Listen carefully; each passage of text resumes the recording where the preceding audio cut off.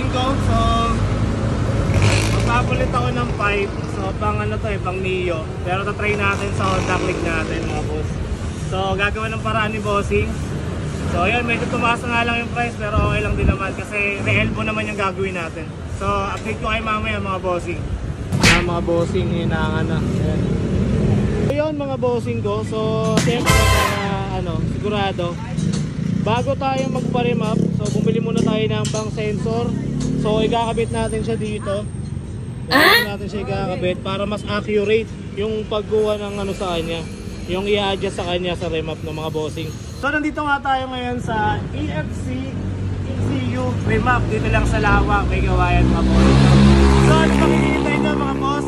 So papakita namin sa inyo at alimin natin kung ano pa yung ginagawa nilang service dito. Ito na mga bossing, yan yung pinakabit natin kanina. Yan, yung bang sensor na yan. So yan, dito tinitrace kung mas okay tsaka mas accurate daw pagka meron talagang ganyan.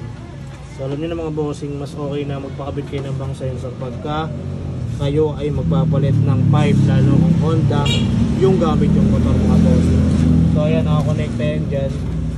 Dito, papunta doon sa AFR, papunta doon sa may remap sa computer. Then ina-adjust yan doon sa computer, yung mga dapat i-adjust pag naka-pipe na kayo mga boss. No, tama ba yan? Tama boss. Yeah, tama. Bossing ko, sinesearch yung natin, unit natin dito. Yun mga bossing ko, so ayan, dina-download na. Lapit na mag 100%. So ayan, shoutout po sa Philippine Remapper. Yan. Yan.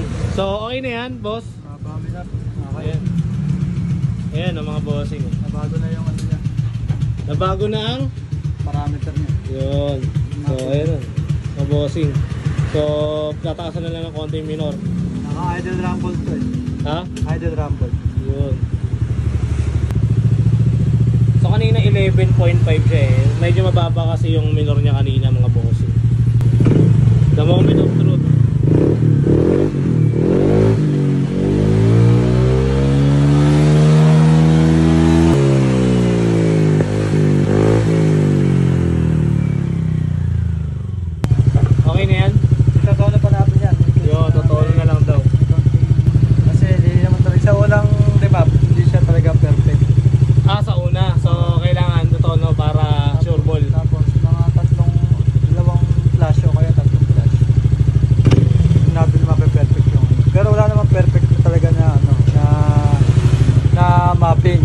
Walang perfect na mapping yan. Oo, totoo. Kasi minapanood ako, ganoon daw talaga Walang perfect Pagka depende rin sa tao, kung bigat ng tao, nung rider. Doon siya kasi pag sumakay ka ng motor, mababago na yung mapping niya.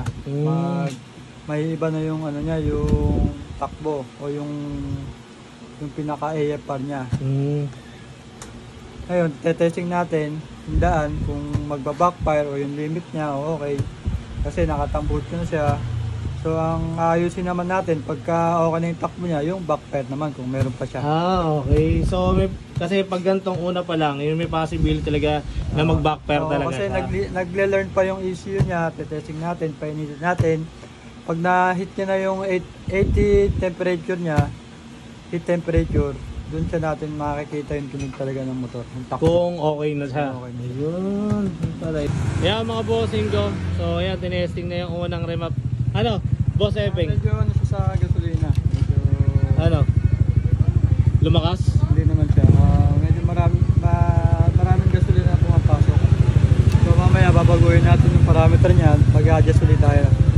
Bawas tayo konti. Oo, kasi nga imbis na tumipid, medyo lumakas ng konti. Medyo sobra lang yung natin. Kaya magbabawas pa tayo ng mga ilang percent pa para mag-okay na yung niya. Ayan mga bossing. So ayun yung unang testing. Sa rating ko kasi kanina nasa 11. 11 siya. Ngayon pagka ang standard talaga niya 14.7 nasa lean mixture.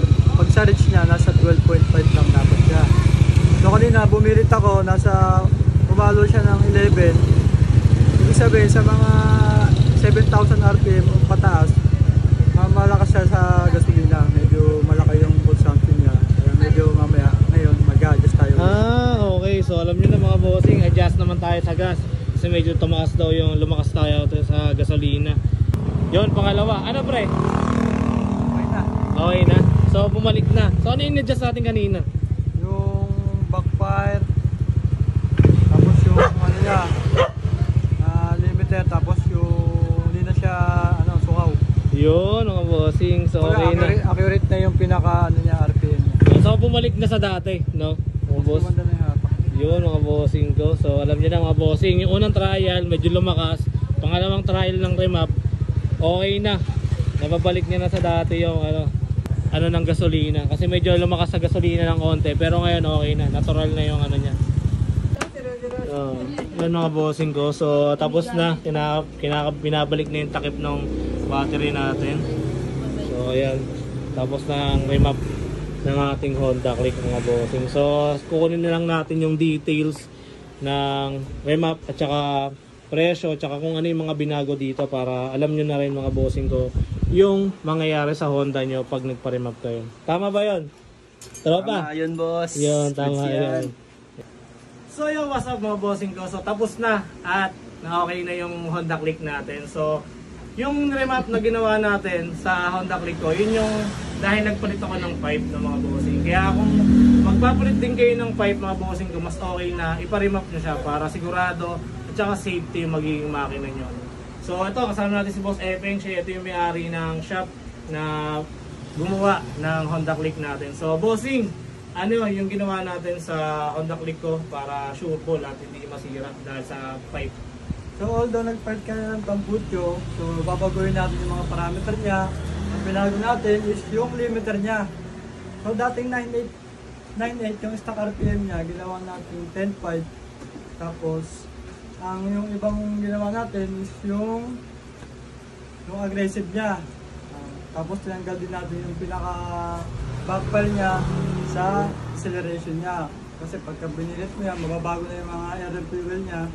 Tapos pinabitan din natin ng air and fuel gauge. Para pakita natin yung tamang air and fuel ratio niya. Yung niya is standard pa rin po yung ginawa natin. Wala tayong ginagawang fuel consumption. Yun lang po. Ayun, alam nyo na mga bossing ko. Sa mga gusto magpa-remap, lalo na kung natatakot kayo dahil bagong palit kayo ng pipe, so pwede nyo silang i-message o kaya i-follow nyo yung page nila. Ayan, Marcelo Efren. Ito yung pangalan ng motor shop nila dito. So, saan nga located yung ano natin? Located siya dito sa Lawa, Megawain, Bulacan.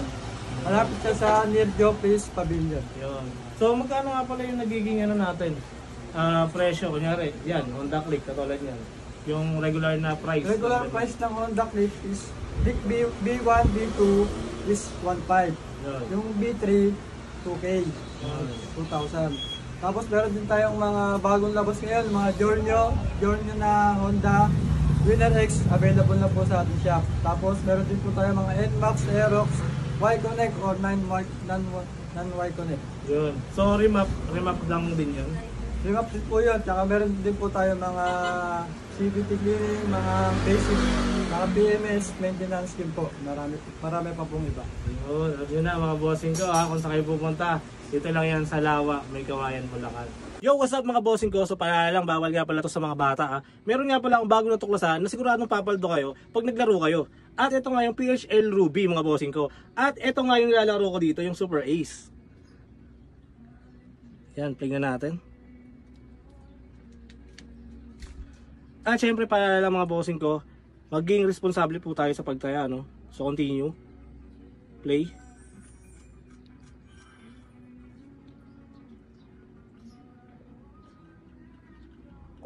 So magbet tayo ng 200.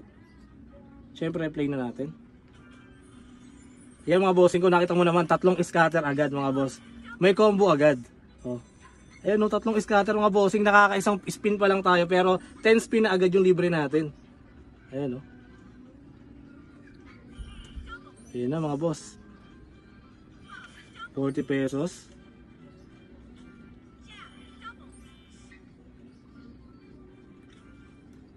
So sigurado ko paldo-paldo na naman tayo. Ayun, nag-1 na. Meron tayong 1 mga bossing.